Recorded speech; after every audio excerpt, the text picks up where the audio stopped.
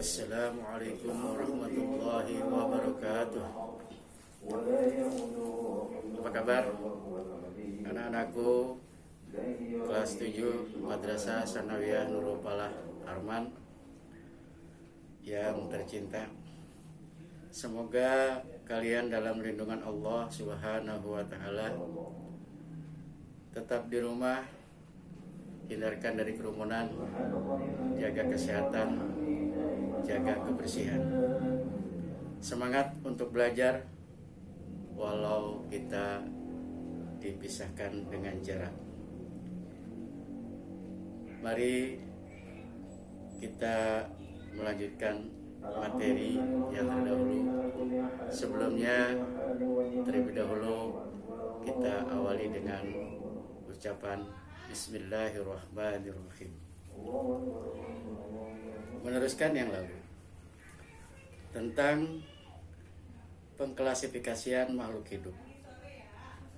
Pada sub yang lalu, kalian telah mengetahui pengklasifikasian pada benda tak hidup. Pengklasifikasian benda tak hidup dapat dilakukan berdasarkan bentuk, ukuran, keadaan permukaan, warna, dan bahan penyusunnya. Dengan mengklasifikasikan benda-benda tersebut, dapat dimudahkan kita saat mencari benda yang diinginkan. Namun, tidak hanya benda tak hidup, makhluk hidup juga perlu kita klasifikasikan. Pengklasifikasian pada makhluk hidup dilakukan untuk mempermudah dalam mempelajari keanekaragaman makhluk hidup. Nah, nanti di sini ada beberapa pertanyaan, bagaimana cara kita mengklasifikasikan makhluk hidup, untuk apa, memudahkan pemahaman kalian, dan juga lakukan kegiatan yang akan kita lalui nanti. Mengenal cara pengelompokan tumbuhan dan hewan. Tuhan menciptakan makhluk hidup dengan karakteristik yang berbeda-beda.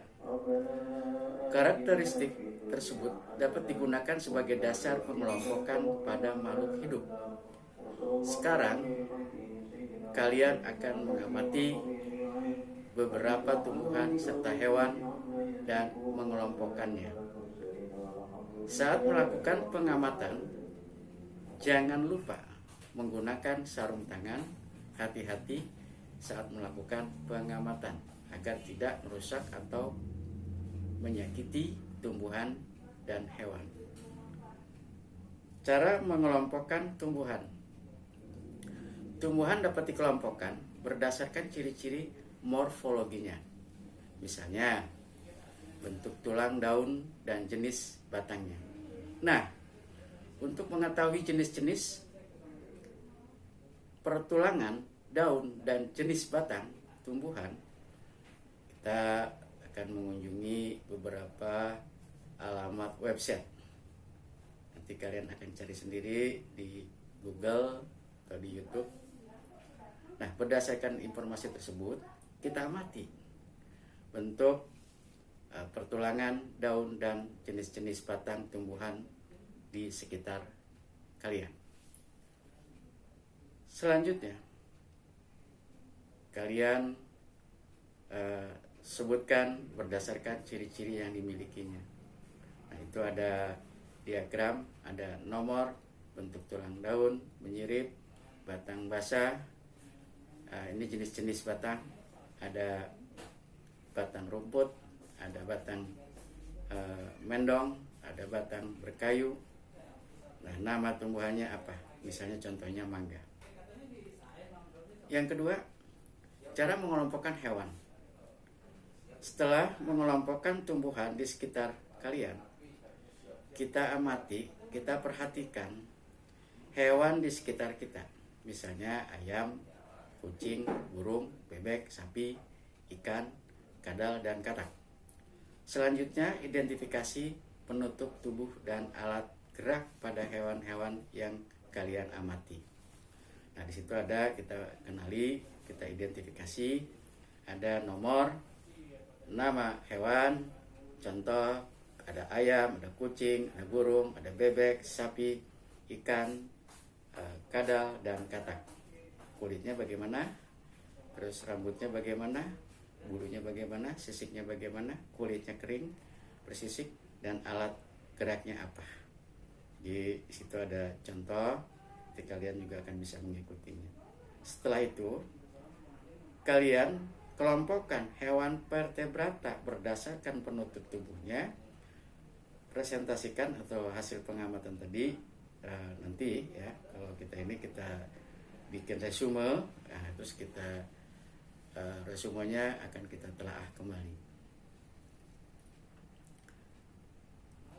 Saat melakukan kegiatan mengidentifikasi tumbuhan dan hewan, jangan lupa mengambil foto ya, dan hewan yang kamu amati. Ini buat bukti kalian sedang mengamati menggunakan handphone atau kamera digital. Nah, berdasarkan kegiatan tadi mengenai cara pengelompokan tumbuhan dan hewan, kalian telah melakukan pengklasifikasian tumbuhan dan hewan berdasarkan ciri morfologinya. Mengapa makhluk hidup perlu diklasifikasikan? Apa tujuan mengklasifikasikan pada makhluk hidup? Bagaimana cara mengklasifikasikan makhluk hidup? Untuk lebih mengetahuinya, kita simak uraian berikut. 1. Klasifikasi dikotonom kunci determinasi. Klasifikasi dikotom. Keanekaragaman merupakan ciri utama kehidupan hingga saat ini. Para biologi telah mengidentifikasi dan memberi nama kurang lebih 5,13 juta spesies di dunia. Dari jumlah tersebut, 15,3% spesies terdapat di Indonesia. Hal ini menjadikan Indonesia sebagai negara mengbiodiversitas kedua setelah Brasil. Jumlah tersebut kurang lebih terdiri atas 720 spesies mamalia, 1.599 spesies burung, 385 spesies amfibi, 723 spesies reptil, 28.000 spesies tanaman obat, dan jenis lainnya. Setiap tahun ditemukan ribuan spesies baru untuk menambah jumlah spesies yang telah teridentifikasi tersebut. Di balik keragaman yang besar tersebut terdapat persamaan terutama pada tingkat organisme kehidupan yang lebih rendah. Untuk memudahkan pengenalan dan identifikasi manfaat suatu organisme, para ahli mencoba mengkelompokkan makhluk hidup tersebut berdasarkan persamaan ciri struktur tubuh dan karakteristiknya. Kegiatan pengelompokan spesies tersebut dinamakan klasifikasi. Adapun cabang biologi yang mempelajari penamaan, klasifikasi, dan pengelompokan spesies berdasarkan skema yang lebih formal disebut taksonomi. Adapun tujuan mengklasifikasikan makhluk hidup sebagai berikut. 1. Mendeskripsikan ciri-ciri makhluk hidup untuk membedakan tiap-tiap jenis agar mudah dikenal. 2. Mengelompokkan makhluk hidup berdasarkan ciri-cirinya. 3. Mengetahui hubungan kekerabatan antara makhluk hidup. 4. Mengetahui evolusi makhluk hidup atas dasar kekerabatannya. Dengan demikian, klasifikasi makhluk hidup bermanfaat untuk memudahkan manusia dalam mempelajari keanekaragaman makhluk hidup, sehingga dapat dimanfaatkan secara arif dan bijaksana. Tuhan telah menciptakan berbagai jenis organisme yang dapat manfaatkan untuk kesejahteraan manusia. Oleh karena itu, sebagai wujud rasa syukur sudah sepantasnya lah manusia memanfaatkan keanekaragaman hayati tersebut secara arti dan bijaksana. 1. Sistem klasifikasi makhluk hidup. Sistem klasifikasi makhluk hidup terus berkembang sejalan dengan perkembangan ilmu pengetahuan, khususnya taksonomi. Makhluk hidup diklasifikasikan berdasarkan persamaan dan perbedaan ciri atau sifat yang mudah diamati serta melalui hubungan kekerabatannya. Ciri yang mudah diamati antara lain bentuk tubuh, ukuran tubuh, dan alat reproduksinya. Klasifikasi dapat dilakukan oleh siapapun tergantung dasar klasifikasi yang digunakan. Sifat ini diketahui terdapat 3 sistem klasifikasi makhluk hidup, yaitu sistem alami, sistem artifisial buatan, dan sistem filogenetik. Untuk menambah pengetahuanmu mengenai sistem klasifikasi makhluk hidup, pindai QR kode berikut. Jadi kalian lihat ya, sistem klasifikasi makhluk hidup. Jadi klasifikasi makhluk hidup dapat memudahkan kita untuk mempelajari keanekaragaman makhluk hidup yang ada di dunia. Nah, sistem klasifikasi yang diketahui hingga saat ini meliputi sistem alami, sistem artifisial, dan sistem filogenetik. Coba kalian amati lagi, lihat di YouTube, itu ada keterangannya semua ya, sampai kalian nanti bisa membuat rangkuman. Dalam melakukan klasifikasi makhluk hidup, dikelompokkan dalam suatu kategori tertentu secara bertingkat yang disebut takson.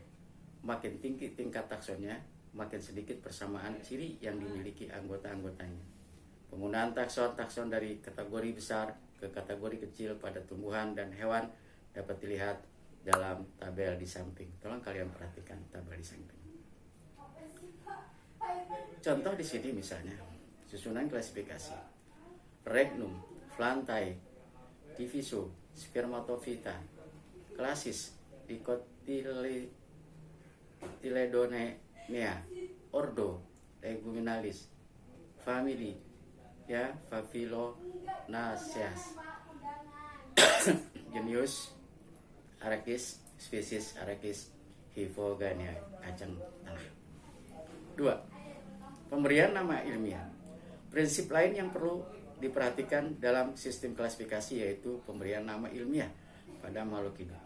Pemberian nama ilmiah makhluk hidup ini dikenal dengan binomial nomenklatur.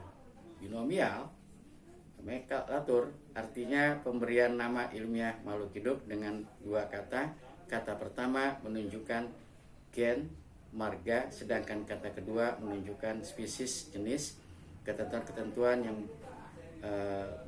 harus dipenuhi dalam menulis nama-nama ilmiah makhluk hidup dengan sistem tata nama binomial sebagai berikut. Nama marga dan penunjuk spesies. Nama jenis untuk tumbuhan dan hewan harus terdiri atas 2 kata tunggal, mufrad, yang berasal dari bahasa Latin atau yang sudah dilatinkan. Contohnya, nama jenis tanaman mangga yaitu Mangifera indica, dan nama jenis harimau yaitu Panthera tigris. Dalam penulisan nama ilmiah, kata pertama merupakan nama marga genus ya, sedangkan kata kedua merupakan penunjuk spesies. Nama marga pada tumbuhan maupun hewan terdiri atas suku-suku kata yang merupakan kata benda yang berbentuk tunggal, mufrad. Huruf pertamanya ditulis dengan huruf besar, kapital, dan dicetak miring berbentuk tunggal. Adapun nama penunjuk ya, penunjuk jenis seluruhnya menggunakan huruf kecil. Selanjutnya setiap nama jenis spesies makhluk hidup ditulis dengan huruf cetak miring atau digarisbawahi agar dapat dibedakan dengan nama atau istilah lain. Contoh di situ ada, kalian perhatikan.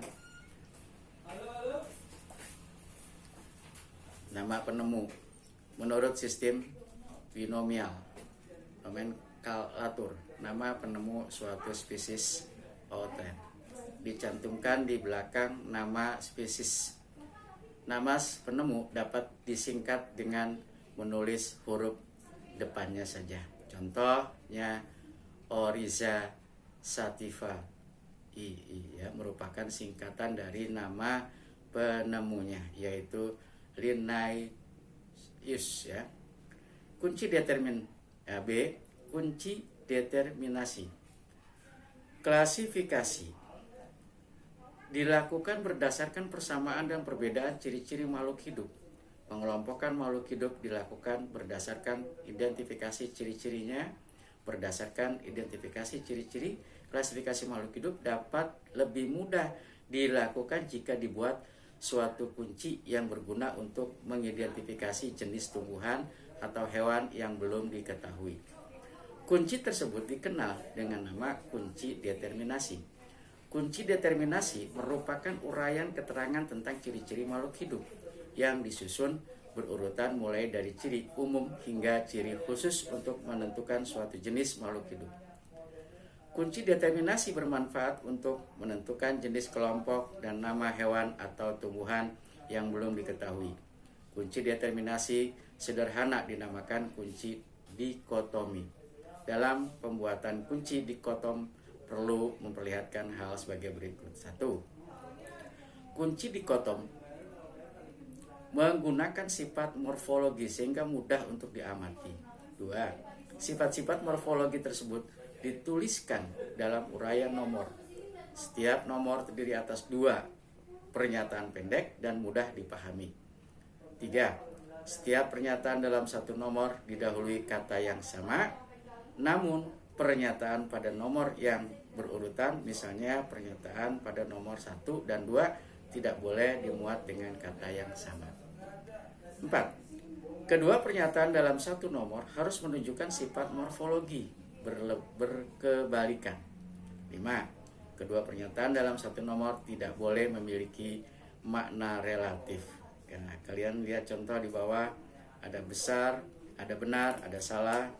Nah, di situ kalian perhatikan ada sapi, ada keong, ada burung, ada ular, ada ayam, dan ada singa. Tolong kalian simak nanti ya di situ.